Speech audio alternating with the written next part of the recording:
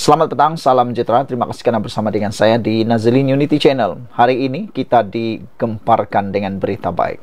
Apabila akhirnya mahkamah menolak permohonan cabar keengganan agung istihar darurat. Ini semua berlaku semasa Perdana Menteri waktu itu, yaitu Muhyiddin Yassin. Kalau masih ingat lagi ketika Muhyiddin Yassin menjadi Perdana Menteri, beliau telah pernah mengistiharkan, telah memohon untuk pengistiharan darurat. Kebawah Duli Maha Mulia yang di-Pertuan Agong telah pun menolak permohonan tersebut. Kali pertama ditolak. Apa ceritanya? Dengarkan ini. Seorang peguam gagal dalam permohonannya berhubung sama ada yang di-Pertuan Agong mempunyai kuasa untuk menolak permintaan Perdana Menteri Muhyiddin Yassin ketika itu untuk mengeluarkan pengistiharan darurat 4 tahun lalu. Maknanya, Muhyiddin Yassin pada ketika itu memohon supaya darurat diistiharkan oleh Kebawah Duli Yang Maha Mulia di-Pertuan Agong. Tetapi Kebawah Duli Yang Maha Mulia di-Pertuan Agong telah pun menolak permohonan atau permintaan tersebut. Oleh sebab itulah peguam ini telah pun memohon supaya mahkamah menentukan adakah sama ada yang di-Pertuan Agong mempunyai kuasa untuk menolak permintaan Perdana Menteri. Kalau yang ini ramai yang cakap, sebenarnya semua orang tahu. Itu semua adalah kuasa budi bicara yang di-Pertuan Agong walaupun menerima nasihat daripada daripada Perdana Menteri. Hakim Mahkamah Tinggi Kuala Lumpur Wan Ahmad Farid Wan Saleh menolak tindakan Syed Iskandar Syed Jaafar dengan alasan isu itu bukanlah sesuatu yang mahkamah boleh campur tangan. Betul lah kan? Apa-apa keputusan Kebawah Duli Yang Maha Mulia di-Pertuan Agong tidak boleh dipertikaikan oleh mana-mana mahkamah di Malaysia.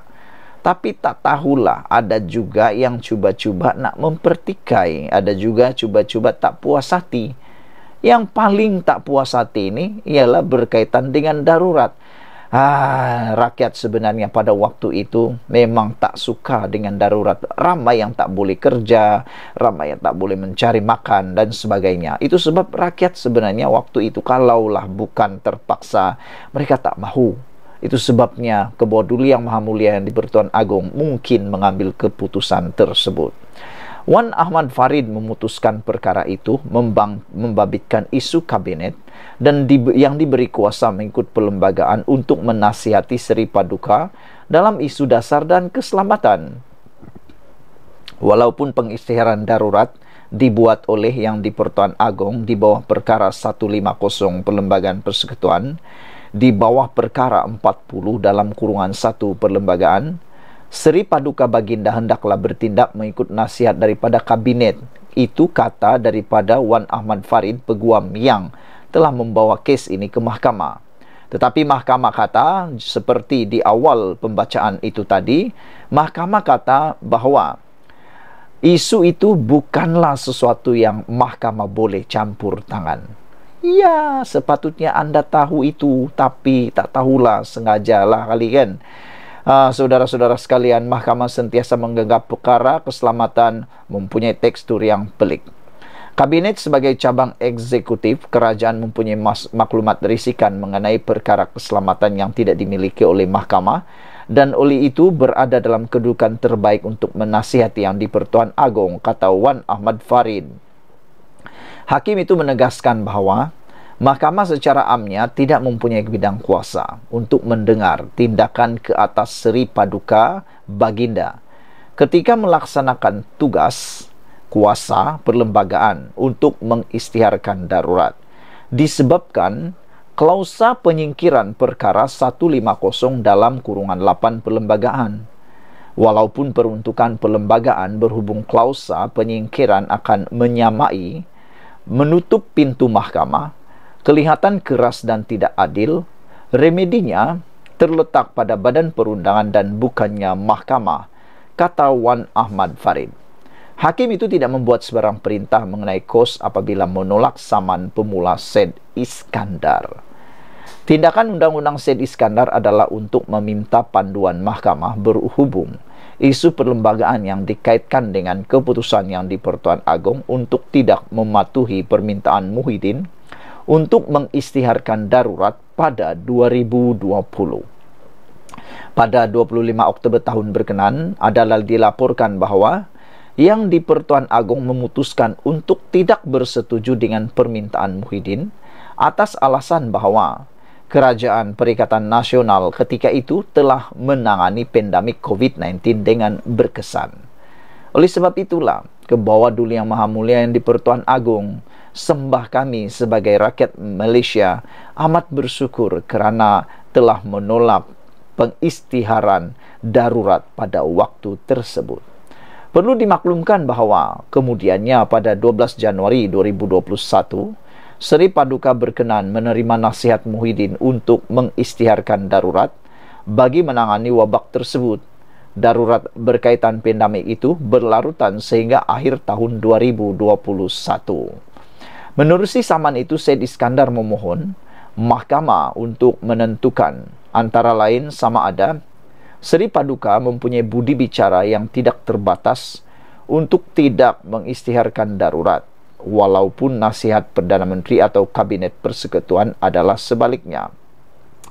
Plenatif juga mahu Mahkamah menentukan perkara ini melalui peruntukan perkara 40 dan 150 Perlembagaan Persekutuan.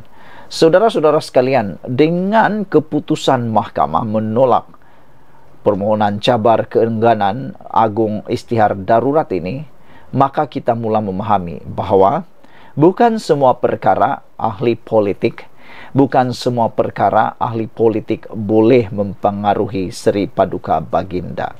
Seri Paduka Baginda mempunyai kuasa budi bicara yang mana kata Mahkamah, Hakim Mahkamah Tinggi Kuala Lumpur, iaitu Wan Ahmad Farid Wan Saleh, menolak tindakan Syed Iskandar Syed Jaafar dengan alasan isu itu bukanlah sesuatu yang Mahkamah boleh campur tangan. Hakim berkata, beliau memutuskan perkara itu membabitkan isu kabinet yang diberi kuasa mengikut perlembagaan untuk menasihati Seri Paduka Baginda dalam isu dan keselamatan. Walaupun pengisytiharan darurat dibuat oleh Yang di-Pertuan Agong di bawah perkara 150 Perlembagaan Persekutuan di bawah perkara 40 dalam kurungan satu perlembagaan, Seri Paduka hendaklah bertindak mengikut nasihat daripada kabinet. Mahkamah sentiasa menganggap perkara keselamatan mempunyai tekstur yang pelik, kata hakim tersebut. Kabinet sebagai cabang eksekutif kerajaan mempunyai maklumat risikan, mempunyai perkara keselamatan yang tidak dimiliki oleh Mahkamah, dan oleh itu berada dalam kedudukan terbaik untuk menasihati Yang di-Pertuan Agong, kata Wan Ahmad Farid, hakim tersebut. Hakim juga menegaskan bahawa Mahkamah secara amnya tidak mempunyai bidang kuasa untuk mendengar tindakan ke atas Seri Paduka ketika melaksanakan kuasa perlembagaan untuk mengisytiharkan darurat disebabkan klausa penyingkiran perkara 150 dalam kurungan 8 perlembagaan. Saudara-saudara sekalian, apapun kita ingin mengatakan daulat tuanku, junjung kasih ke bawah Duli Yang Maha Mulia yang di-Pertuan Agong. Sekian dulu untuk kali ini. Jangan lupa tinggalkan komen anda, tekan butang subscribe. Kita jumpa lagi. Bye-bye.